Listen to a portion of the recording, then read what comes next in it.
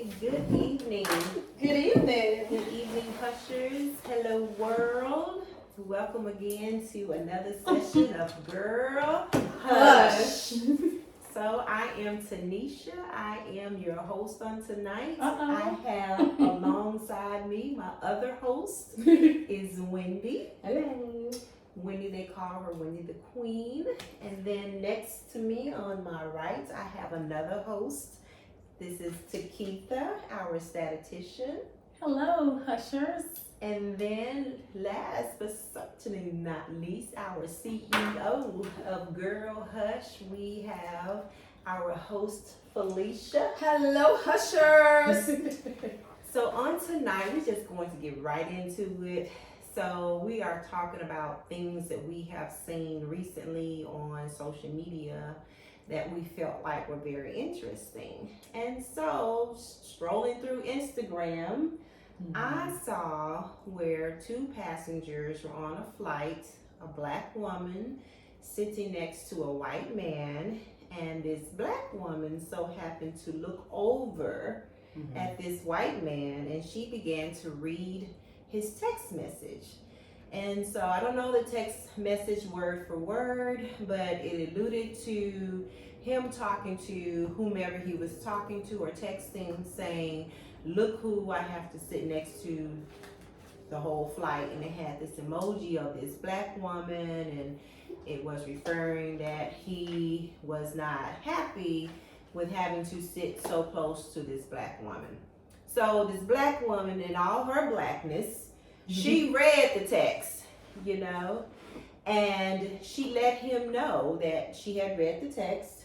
She said to him, "Hey, first of all, as we do in 2023, we hit record and we record everything we do. Nothing we do now is private anymore."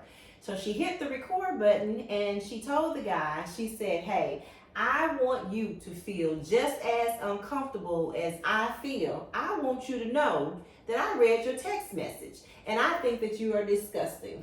So at first he was like, "What you talking about?" And she was like, "We ain't gotta go into details of what I saw. I saw, and you know what I saw, And so then he began to apologize, but you can tell that he was only apologizing because he got caught, but she let him know that now, since I have to ride this flight uncomfortable, I want you to be uncomfortable.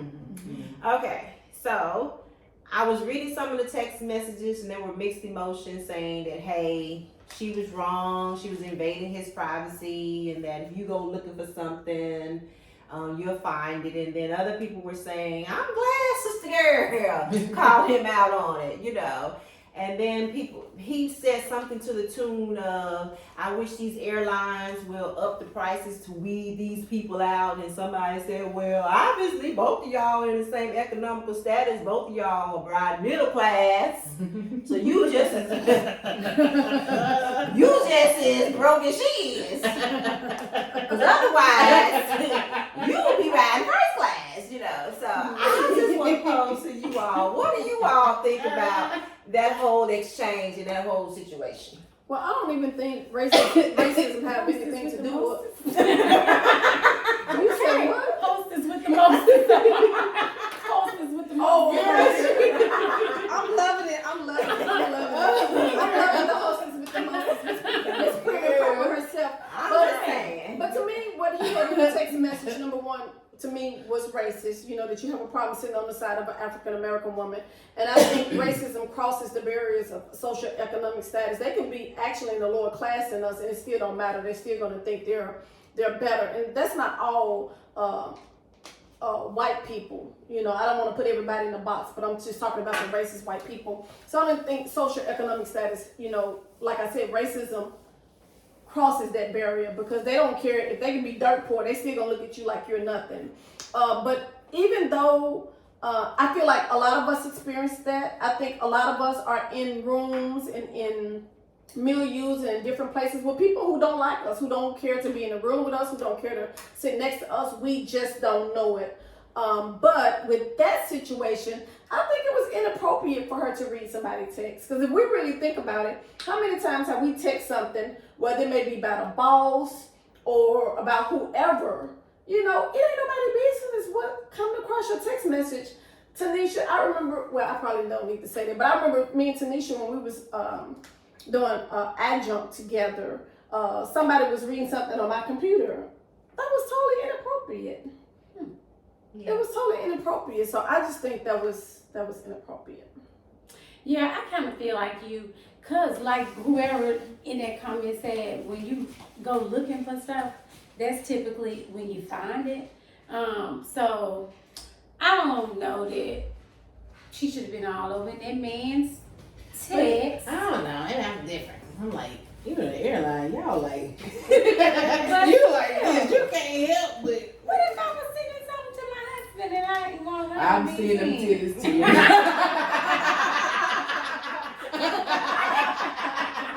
I'm like,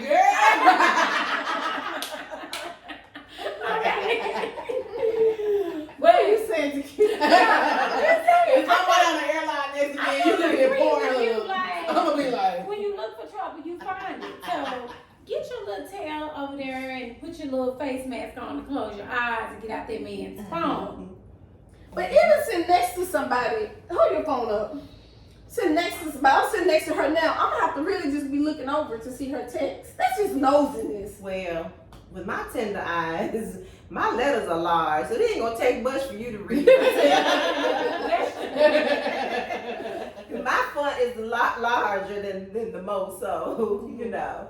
And then her recording him, did she really make him feel uncomfortable? Because my whole thing was sometimes that wasn't gonna change the way he felt. Now, like I told you, maybe she should have grabbed him and then just laid her head on the shoulder. Make her feel for the real rest of the uncomfortable. time. Yeah, and maybe that would have made me might would have replaced some moves. No. Maybe just lay on you for the rest of the time. So when do you feel different? I mean, cause like I said, the airline, you'd be right there. I've been passing gas the whole way. Handing it on them. No, you think I'm disgusting? You gonna be disgusting. Yeah, but yeah, no, I guess it's like, I don't know. I wonder if something like if he had an emoji of a black woman, you know, and the black woman emoji comes out, like, you know, I could kind of see how you would be like, this white dude take a black woman emoji. I don't know. So look, And like I I'm said, sitting yeah, next to I mean, like, you know, yeah, you're on the airline, y'all are really, really close. So yeah, so don't be sexting and sending no freaky stuff while you're on the plane. You could have saved that for after. Save that once you landed or something. But you know, I guess one of the things, like, you know, if you know, Michelle Obama said, you know, they go low, you go high, and stuff like that. So she kind of, you know, I guess lowered herself to, you know, to get back at him and things like that. And so, you know, you wanted to make him feel uncomfortable, but, you know, what about the third person on that row, or the person, you know, directly behind and stuff like that. So just kind of, you know, she didn't make like a scene, but, you know, just still just kind of just, you know, just do the vibe off or something. But, you know, some people, like you said, they do feel how they feel. Like, it, you know, what would have been the difference if he had that conversation once he got off the plane, or, you know, once he got to whoever he was meeting and stuff like that, and like, oh, I had to see this black lady, you know, it just so happened that you saw that text. So yeah. So I do want to make a disclaimer to say that Girl Hush is not prejudice. We're just talking about this incident that just happened to be about two different races. Yeah. Two different races. And we love people of all kinds. Yes. And we are not racist at all. But It wasn't interesting. it was an interesting conversation, interesting topic. I feel like the black woman missed her opportunity to show her greatness.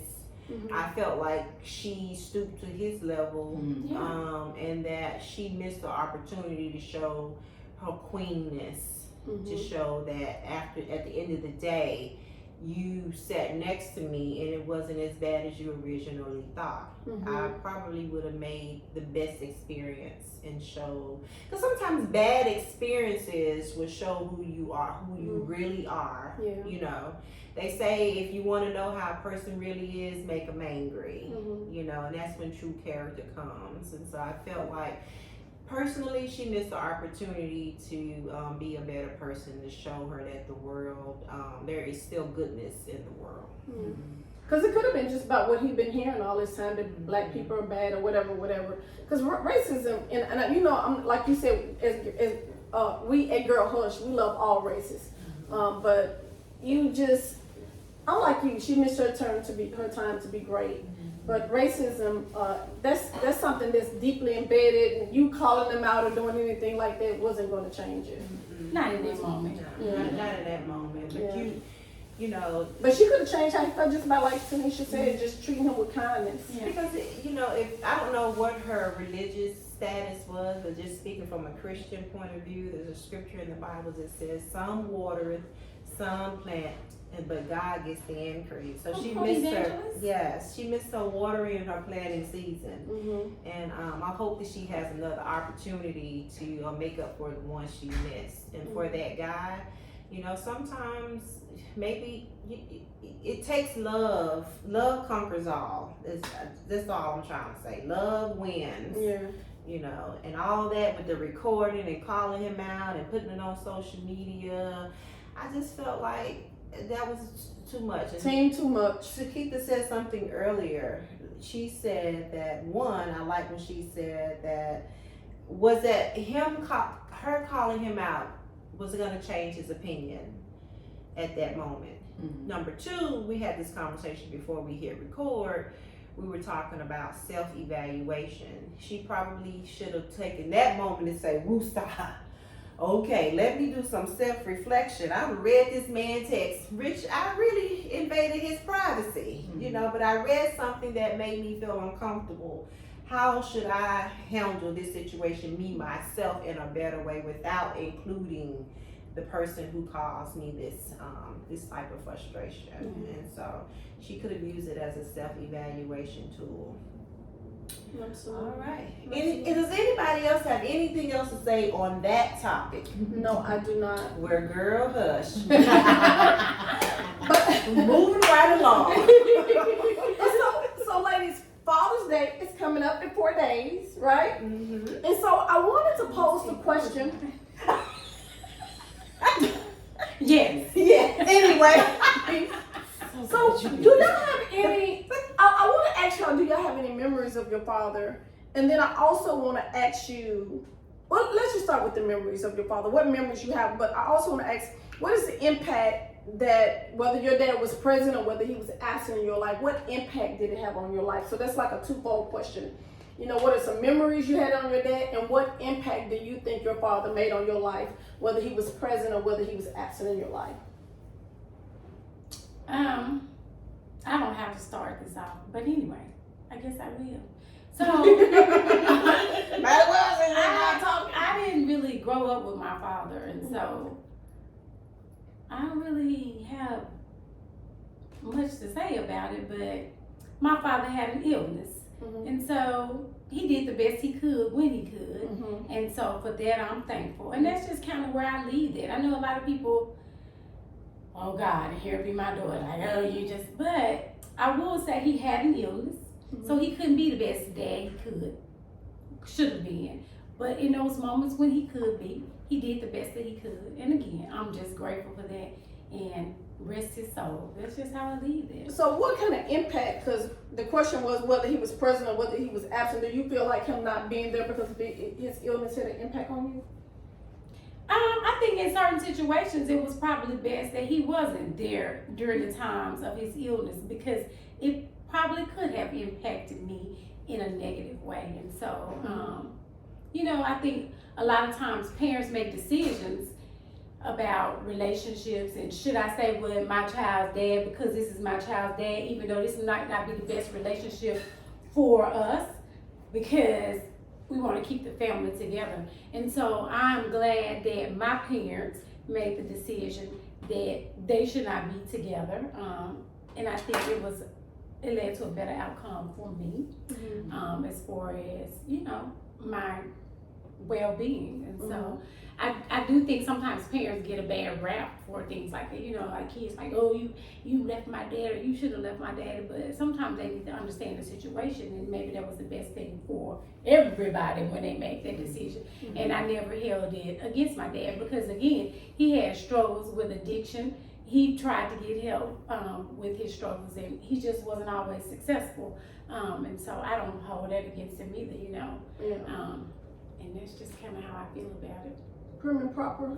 Any memories with your dad is the first question, and how did he impact you? His presence or his absence impact you? So my father was in the military, and it was a great impact, positive impact. I was positive and negative impact on my life. The positive impact was that I got a chance to travel all over. When I would say all over, in a lot of different places, including overseas. But then the negative impact was because we traveled so much, I did not establish a lot of rooted relationship with family and friends. I was sort of like, if you will, a vagabond, always on the go. So it was like a mixture of both, you know. But overall, I'm satisfied with having to move here and there. You know that. Was your dad real strict? They said military. I'm just asking a He question. was They said really military strict. people are real strict. He was very. My dad was very strict. Not only was he in the military, he was a drill sergeant. So he brought that mentality home. You know. So yeah, we had. You know, a lot. My home setting was very structured. So I was very limited. I guess that was a negative impact, but then the structure is good, so it was also a good impact. So it's just how you look at the glass, half empty or half full. Did you carry that into your parenting? Any of his? It started out that way, but then I started having some regretfulness because I started remembering how I felt with all those structures, and so later on I kind of, you know, loosened up a little bit. But in the beginning, yes, I was very detail oriented and very structured. Yeah. I've always wondered that about, like, you know, military kids and stuff, like how you feel like moving around. It's great on getting those different experiences and living in different climates, cultures, and all that stuff. But like, once you were grown and out, did you feel like it was hard to like lay roots?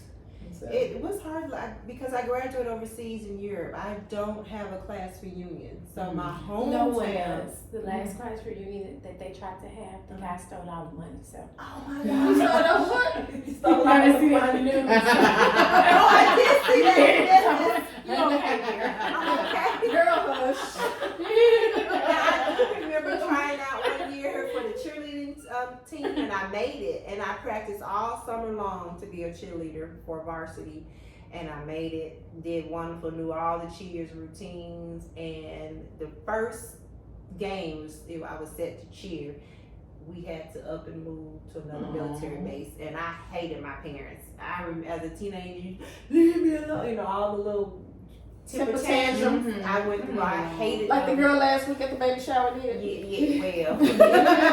Did you I didn't destroy anything because my dad was strict, but I resented them for having to move, and I felt like a summer of hard labor and really trying to. I think we should, Wendy, recreate that memory for us. Let her have her cheerleading moment. Next week we're gonna have some pom-poms. Yes, We're gonna let you do your routine, girl. Hush. I bet she still remembers everything.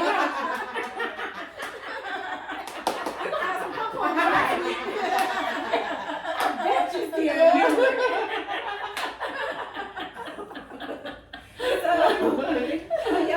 Y'all are fun. Anyway. Yeah.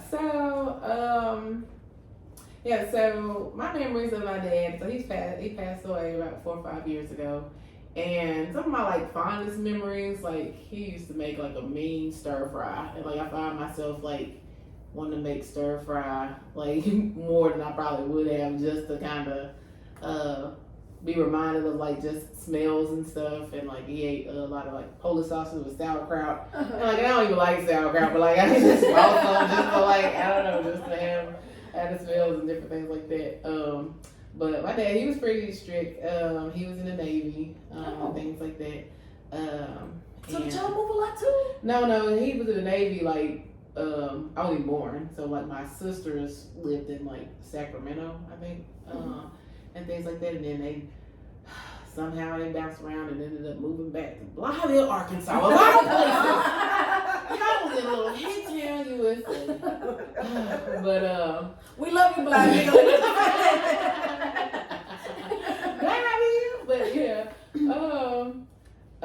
but yeah. So I think back about just different things.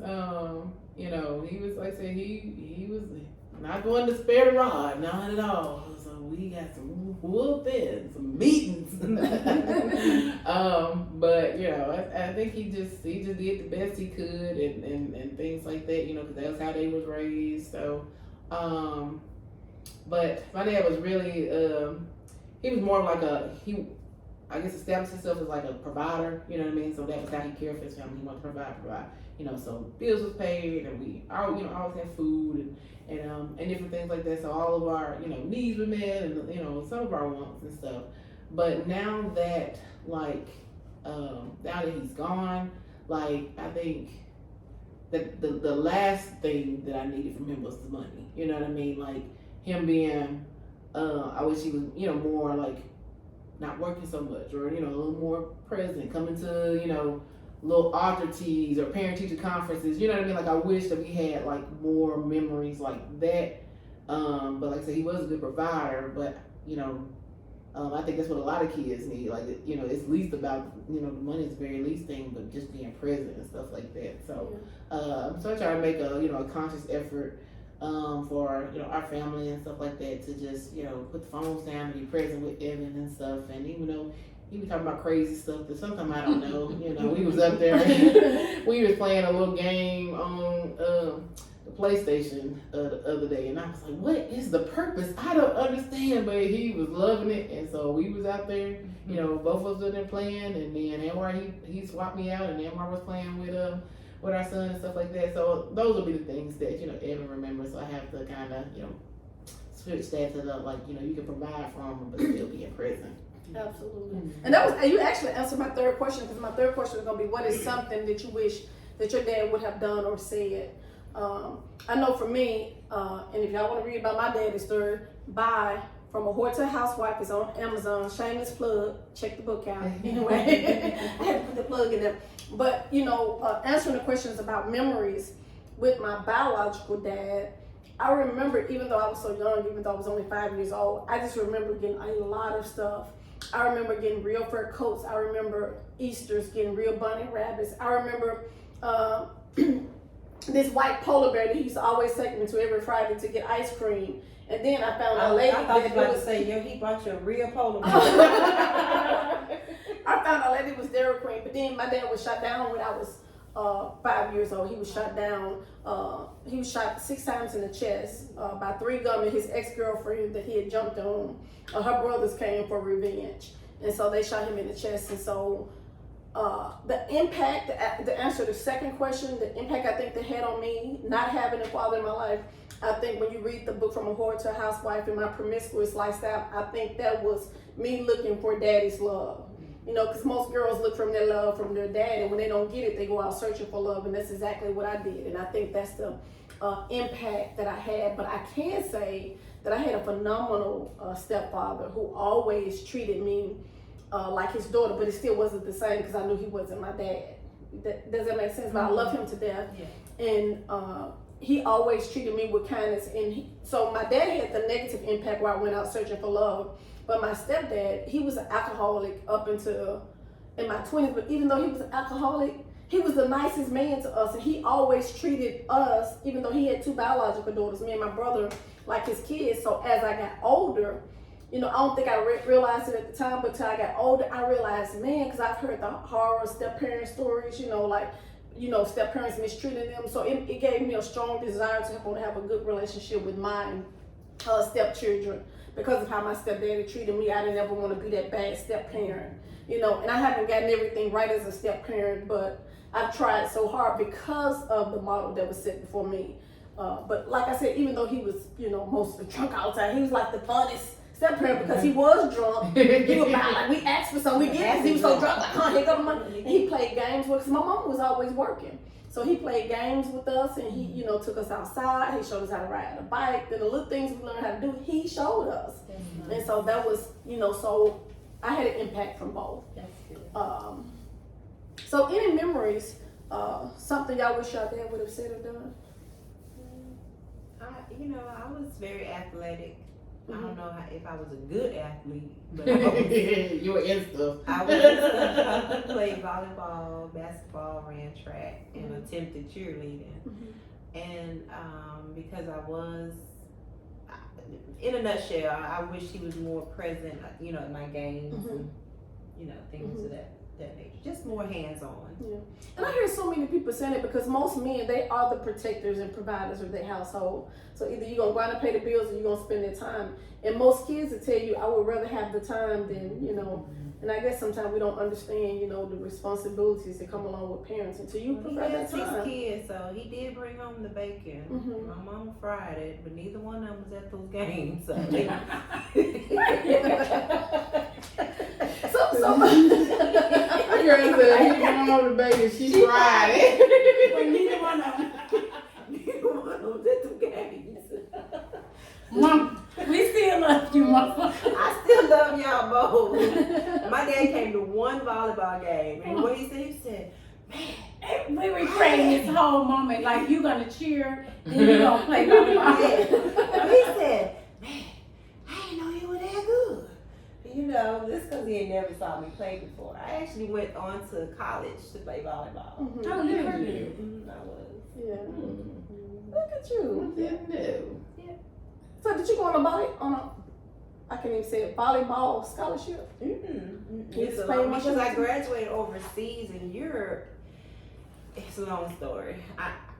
They don't believe in SATs or ACTs or anything like that. Mm-hmm. I graduated overseas in Europe, and I was supposed to go to the French American College, but then my parents decided to get a divorce, and so my dad sent us back to the States, and I wasn't prepared for the States college as far as taking SATs or ACTs, so they took me to a little room and took some little test that was equivalent to one, and they converted my scores to the SATs, but they was like, oh, you got good scores, well, okay, we can let you in. And so I didn't know about scholarship, blah, blah, blah, because I wasn't college prepared because I was going to school overseas in Europe. So, So as we end this podcast, I know, Wendy, are y'all planning on doing anything for your husbands for Father's Day? Any plans? We're gonna go down to Orange Beach, I think, actually on Father's Day. Okay, nice. And just kind of be down there, and it's less about Father's Day. And I really don't even be wanting stuff, but like his friend, his best friend from like high school, and they're like 2 peas in a pod, and I just don't feel like they had hung around each other and kicked it since being married and having kids and stuff like that. And so he had told me, he's like, oh, can you know them? They going down to Orange Beach, and he asked me like some weeks or months ago and stuff. And he was like, yeah, they going down this day. And so I was like, is that what was on your calendar that you didn't know why you took off? The Friday, I still don't know. Yeah, so we're going down to so when he asked me about it and stuff like that, and Anwar, he very seldomly like ask for stuff or bring stuff up. So when he mentioned that to me, I knew that he wanted to go. It wasn't, So I was like, okay, I'm going to go ahead and put these days in and all that stuff. And so we're going to go down there and hang out with his friend and family and all of that. So it'll be nice. that's nice. Anything prim and proper for your new boo? No. Carry on. Anything? We don't even want you to elaborate on that. I'm just playing, baby. Don't even elaborate. I'm just playing, baby. Happy Father's Day. So you gotta pass the friend test first. That's right. You gotta beat them. Well, I personally don't.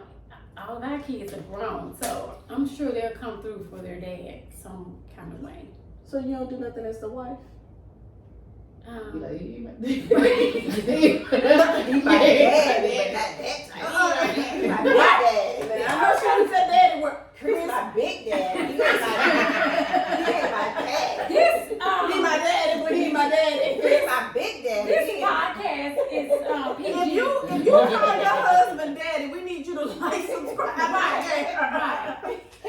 If you're doing anything special for your daddy, Like, subscribe and share. Daddy. So Philip and I, we're gonna go to Callenberg. All his brothers and Yeah, sisters you and going their kids and somewhere. grandkids are gonna be down there. Actually, going on trip to Gallenberg. I thought you said Callenberg. Like, where is it? My husband, Girl, Germany, Kallenberg, Dongenbrugge. You stay going somewhere. well, my husband, mom, and dad passed away a few years ago. So all of their kids, all of Rosalie and Parker C kids, and their grandkids, and their kids, and then their kids, and then their kids, like 3 generations, we're all going down there for Gallenberg to celebrate Father's Day. But I do want to say to all of our fathers, we appreciate you. We're so thankful for you. And for those who strive and struggling, who haven't had that example set before them on how to be a father, you know, I pray that you latch on to an older male and, you know, and get that guidance. But we from Girl Hush, we just want to truly say Happy Father's Day. We love you, Daddy. Yes, we love you guys. Y'all don't get the recognition. Daddy Hush. Y'all don't get the recognition that, you know, that y'all deserve. You know, Mother's Day, they make a big to-do out of Mother's Day, but they don't do it for the fathers. So today, Girl Hush, like I said, we want to salute you, fathers, and tell you thank you, you know, for your presence, for showing up, for being those protectors, those providers that you are. For your presence and your presence, Yes. all of that good stuff. And if you're a father, we need you to like, subscribe, and share. Yes. Tell somebody that Girl Hush is here. Yes. So I'm going to let the host close out tonight. I'm a host, so I'm gonna say Girl Hush, and then you're gonna say Girl Hush.